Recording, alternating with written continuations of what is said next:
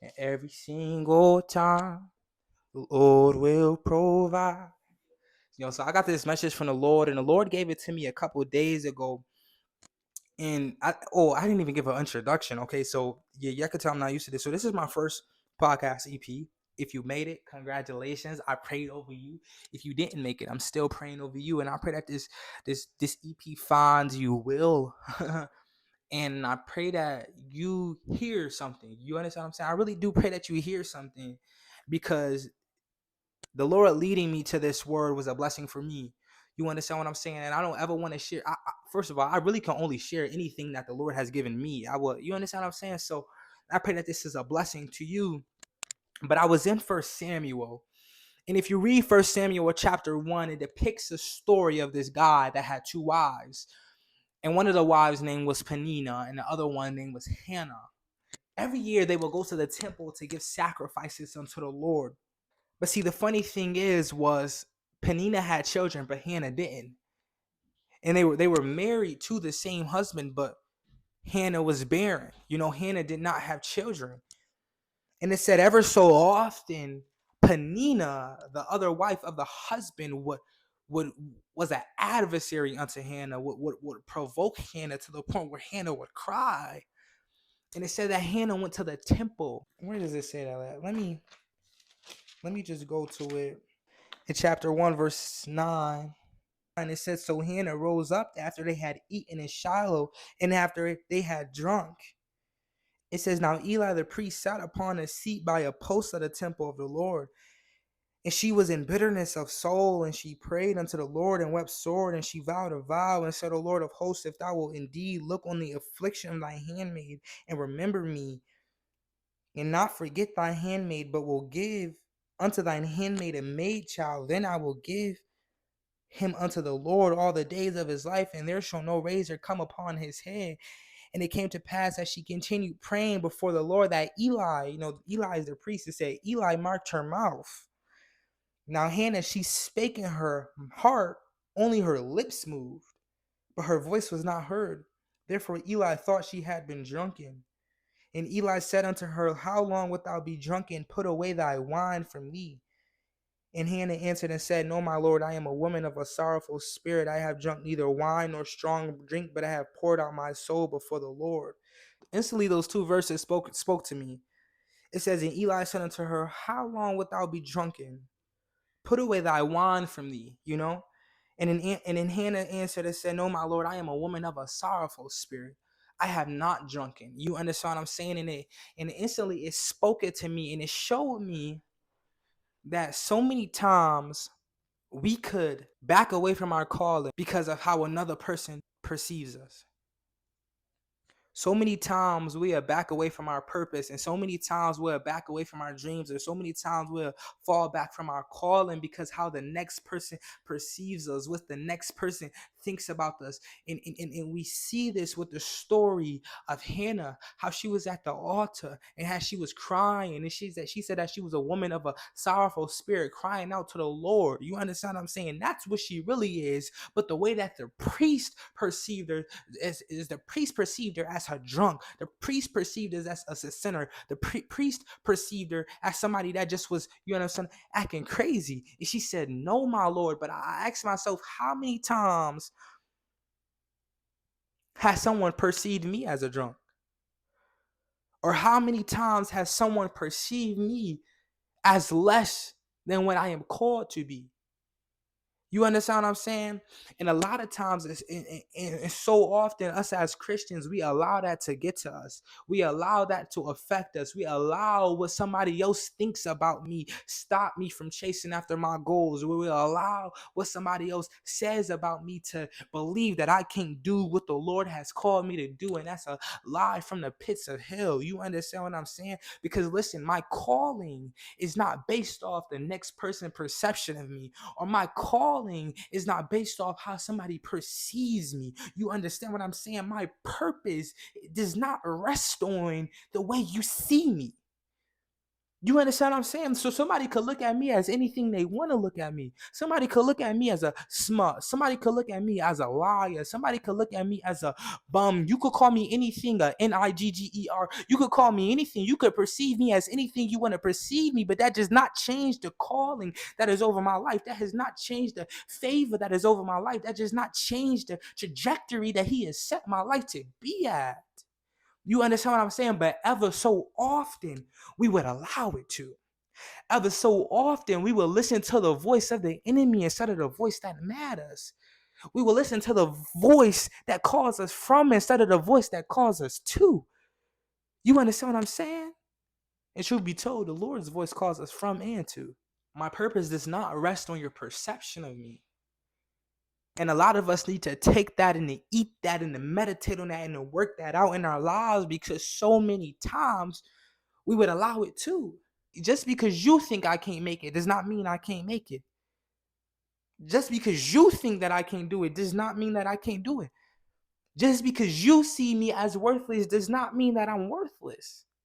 You understand what I'm saying? Because your perception of me does not change my calling.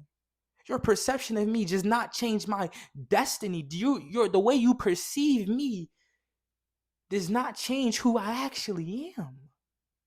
You understand what I'm saying? And it's like so many times we are, especially as Christians, especially for people that's called to preach or people that's called to be an evangelist or even just to share the gospel in general, so many times we are fall back from that calling because we are afraid of looking a certain kind of way. We're afraid of being that crazy Christian. We're afraid to being, oh, what if they look at me like this? Or what if they see that I'm not cool anymore? Or what if they boo? But see, the thing is, when you're a Christian, we're called to fight. You understand what I'm saying? We're called to be a fighters. And there's no way that you can get into a fight. No way you can get into a good fight without walking away with some scars. You understand what I'm saying? We're walking away with your shirt all tugged down and your head all nicked up and your wig all snatched off. Like for instance, it said that Hannah was at the altar. She said she was a woman of a sorrowful spirit. It said she poured out her soul. And it said she poured out her heart. She poured out her soul unto the Lord. And the way that it looked to the priest, that she was drunk. You understand what I'm saying? So many times when you in this Christian walk and you're pouring out your soul into the world, when you're pouring out your soul into the Lord, somebody might say, yo, this dude crazy. This dude is insane. This dude is on Instagram telling people about Jesus. This dude is at college campus.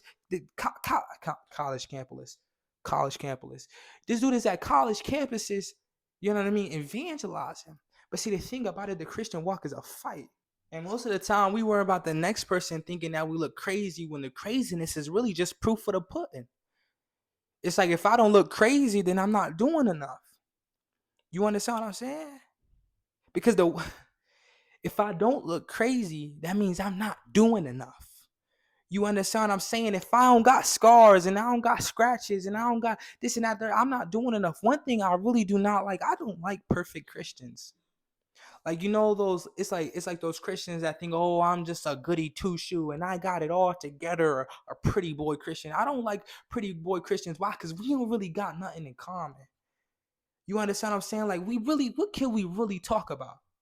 Like, what can we relate about? Like, you ain't never been through nothing. You ain't never really did nothing. You really don't got a testimony. Like, what can we really talk about?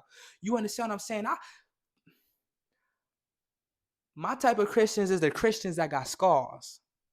You understand what I'm saying? Like, my type of Christians is the Christians that been through something. The Christians that then say, you know what, I done been through this, but the Lord has brung me here. Like, I've been gone through this, and the Lord has brung me here. You understand what I'm saying? So if you don't got no scars, then there's no fellowship between us. You understand what I'm saying? You say, oh, that's not biblical, but it is. Because if you think about Thomas, when Jesus came back, and Thomas came to the house, the disciples said, the Lord has returned. Thomas said, unless I see the scars on his hand. Thomas says, unless I put my fingers through the scars that are on his hand, I will not believe. You understand what I'm saying? He said, you could call that Jesus all you want to, but unless I see the scars, you understand what I'm saying? You could call yourself a Christian all you want to, but unless I see the scars, there's no fellowship between us. You understand what I'm saying? If you ain't looking crazy, then you ain't doing nothing. if you really need to evaluate yourself. If people ain't thinking, yo, bro, what's wrong with you? Like, if people ain't saying, yo, bro, you taking it too far with this G. If people are not telling you that, evaluate your walk. If someone is not saying, yo, bro, you kind of taking it a little bit, nah, bro, you taking it a little too far with this. And if they are, it's a good thing. Don't take that as that's a good thing. You understand what I'm saying? If someone's saying, yo, bro, you becoming a little bit too much of a Christian, that's a great thing. Because that's the proof in the pudding. It was so interesting. In verse 9, it says, Eli the priest sat upon a seat by a post of the temple of the Lord. When I read this, I said to myself, it's always the people that's sitting down that got the most to say. Like, it's always the people that ain't doing nothing that got something to say. It's like I said, it's like sports commentators. It's literally like sports commentators. You could name any sport: basketball, football, baseball, soccer. The folks that talk the most stuff, the bloggers and the YouTubers, the one that's talking the most stuff, they can't get on the field with a pro player to save their lives. They can say so much about Josh Allen all they want, but they cannot outthrow him. They cannot outthrow Josh Allen. You understand what I'm saying? They probably can't even beat him in a race. You understand what I'm saying? So if I was Josh Allen, why would I care about what a commentator got to say when I know they can't even stand toe-to-toe with me in the field? Literally, when I know that they can't stand toe-to-toe with me in the field. So you got to ask yourself, why would I care about what this person got to say that's talking down on me in saying that I can't make it, or say that I can't do this, or say that I look crazy, or say that my goals is too far ahead, or say the Lord ain't give me this, when you ain't even on my level, when you ain't doing nothing. You understand what I'm saying? Like, it really be the people that ain't doing nothing that tells you can't do anything. It's like, well, what are you doing? You understand what I'm saying? And when people are speaking that negativity over your life, you have to reaffirm yourself of who you are. You have to retell yourself who you are. She said, I am a woman of a sorrowful spirit, and I have poured out my soul before the Lord. You understand what I'm saying? When them people are talking, saying this, that, and that, you gotta put on your shades. You gotta put your blockers on, and you gotta keep going. You know what I'm saying? Like, you gotta keep stepping. You gotta keep going. Because even the Bible tells us that the devil walketh about as a roaring lion, seeking whom he may devour. You understand what I'm saying? He says that he walketh about as a roaring lion. That means he's talking. That means he's screaming. That means, and so often, more often than not, the devil will use a vessel. The Bible says, for we wrestle not against flesh and blood, but against principalities. He will use a vessel. He'll use somebody that's close to you. He'll even use a parent. He'll even use your closest friend just to put some doubts in your mind. You understand what I'm saying? That's why, this is another note, but that's why the people that you have in close proximity to you needs to be spirit-led people. Because the devil likes to get into your ear. If you think about the garden, you think about Adam and Eve. What did the devil do? He whispered to their ear. He got into their ear. You understand what I'm saying? So you really got to be tapped into what the Lord has spoken over your life. Because if the Lord ain't said it, then I don't believe it. There's been so many times when I felt like the Lord was leading me this way, or the Lord gave me this dream, or the Lord gave me this word, and I ain't gonna lie, I had pastors tell me, nah, that ain't from the Lord. Nah, the Lord ain't tell you that. Nah, that. But you gotta be tapped in. You think just because somebody's a pastor that they can't be spiritually wrong? They say Eli was a priest. But that's what I say. That's why I say that it does not matter what they perceive to be the truth. You gotta be tapped in with the Lord yourself. Everything I need, my Father has it. My Father has it. And every single time. In verse 16, Hannah said, count not thine handmaid for a daughter of Belial, For out of the abundance of my complaint and grief have I spoken hitherto. So when she says Belial, she's talking about the spirit of Satan. She's talking about this demonic God, like she's saying, count not me as one of them.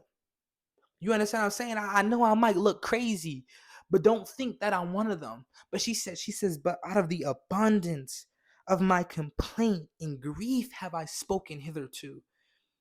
And I say that to say a lot of us will be at the point where we're so stressed and we're so stretched and we're so broken and we're hurting so much that one little thing, you know what I mean? You ever get to that point where it's like, yo, if I take one more thing, I'm done.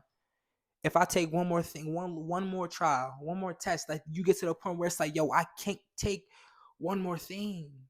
You understand what I'm saying? And it's like when you look at Hannah, she said, out of the abundance of my grief, she was at the altar. But little did she know just that prayer will be the prayer that got answered.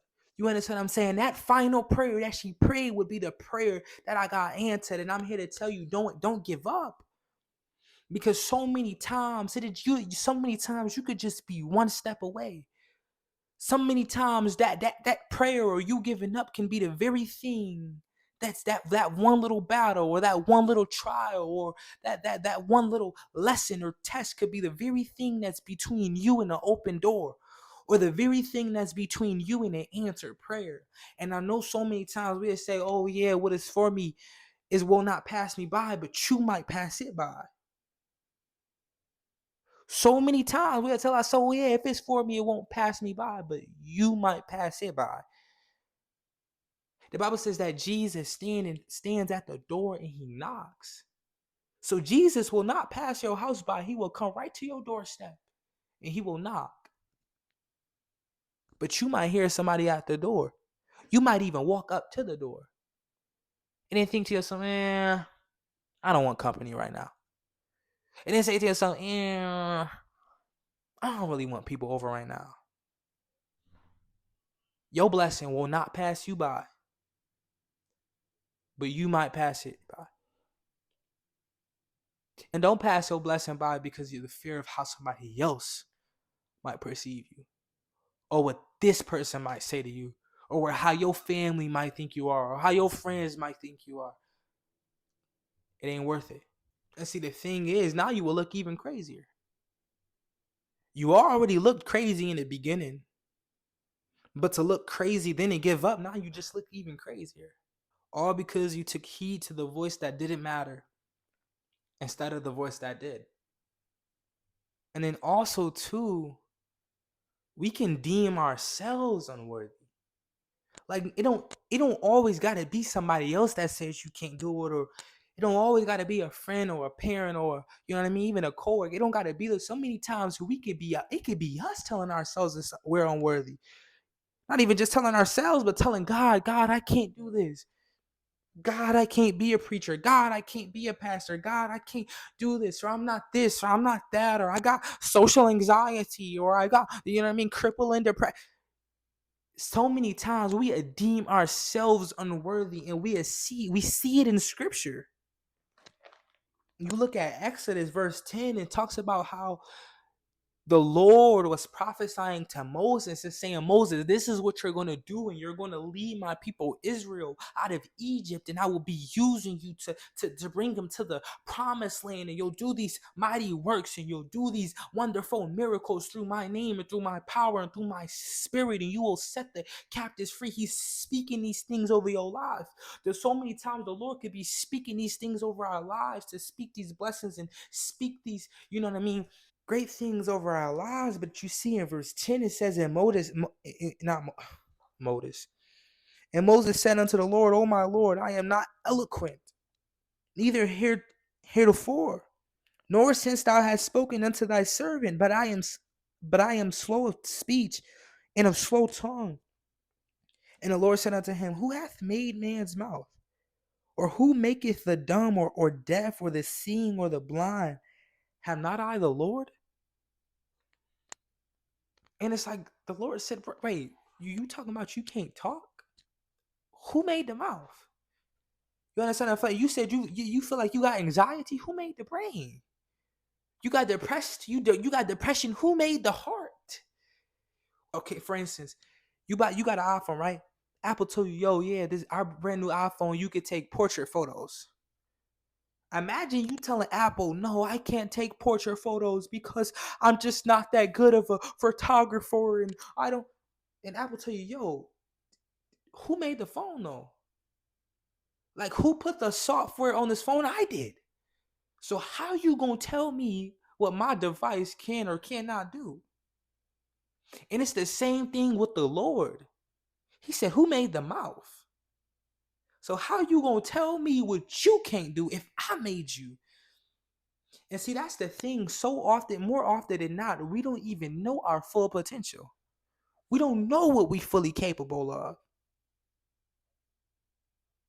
But the manufacturer does. You understand what I'm saying? We don't know what we fully made up. We don't know what we're fully capable of. So why would I worry about what the next person say I could do? Why would I worry about what the next person say I can or can't do? Are you kidding me? You ain't make me, Pookie Bot. He did. You understand what I'm saying? Or even sometimes we quit because of sin. You know, sometimes we quit because of sin. You feel the Lord calling to yourself to do this or to do that, to be a preacher, an evangelist, or a pastor, or a missionary, or whatever the case may be. Whatever you feel like the Lord is calling you to. But you think, man, I can't do it. I can't even stop watching porn. You said, man, I can't do it. I can't have it. I can't stop smoking. I can't stop drinking. I can't stop. Can't stop. So you deem yourself unworthy. But I was watching this sermon from Sarah Jakes, and she said, sometimes you miss the mark. Sometimes we miss the mark. Sometimes we shoot the basketball, but it won't go in. Sometimes it might even be an air ball. But that's when you get the rebound and you keep on going. She said something in her sermon. She says, Jesus ain't get off his cross, so neither can you. You know, this podcast name is Generation Christ. And I thought of that name with the idea of bringing a generation to Christ. So when you think about quitting and when you think about giving up, you got to think about the generations behind you that you will impact. Think about your little sister or your little brother or your nephew or your little cousin or whoever they may be. When you quitting, that's you telling them, yeah, whenever it gets hard, it's okay to quit. Whenever you're sad, it's okay to quit. As soon as it gets tough, it's okay to quit. That's what you're teaching them. But that's not what our Father has taught us. Our Father taught us even when the cup is bitter, I'ma drink it. Our Father taught us even when the cross is heavy, I'm gonna bear it. If he ain't get off his cross, then you cannot get off yours, you know. So many times we think, oh, I just can't. I don't have it in me, but so many times we'll say, I'm not worthy, but 1 Corinthians chapter 1, verse 27, it said, but God hath chosen the foolish things of the world to confound the wise, and hath chosen the weak things of the world to confound the things which are mighty. We are those foolish things, and we are those weak things, and you darn right, we aren't worthy. We aren't worthy to have the King of Glory resting in us. We not worthy to have the Spirit of the living God walking with us, talking with us, speaking over us, loving over us, dying for us. But he did it.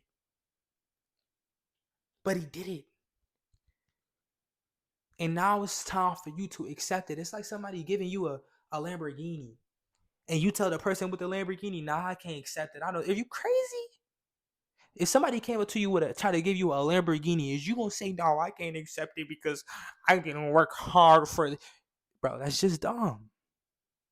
And if you do, it show pride. It's almost like say you ever go out with somebody and you ever go out with somebody, right? And they say, yo, bro, yeah, you ever go out with somebody and y'all go out to get food and then they go to pay for your food, but you knowing that your pockets is tight, you say, oh, no, bro, I got it. That'd be your pride. That'd be your pride. Just trying to prove something. You understand what I'm saying? Well, you ain't even got it for real. I hope that makes sense, bro. If I could sum this up, I say to say, bro, it don't matter. It don't matter what them folks say about you. It don't matter what them folks say about you, because at the end of the day, it's only one voice that matter. It's only one name that's above all names. You understand what I'm saying? So it don't matter what they say. But you gotta be tapped in and your ears gotta be open and your eyes have to be vigilant to what they say, to what he said. And even if you looking crazy, that's a good thing. You understand what I'm saying? And even if you got scars, that's a good thing. Cause I promise you, if you don't got scars, I can't rock with you. We ain't got the same tenacity. I just can't get jiggy. But the King of Glory has called you. And if he has called you, the phone is still ringing. Worthy or not. So I pray that this finds you well.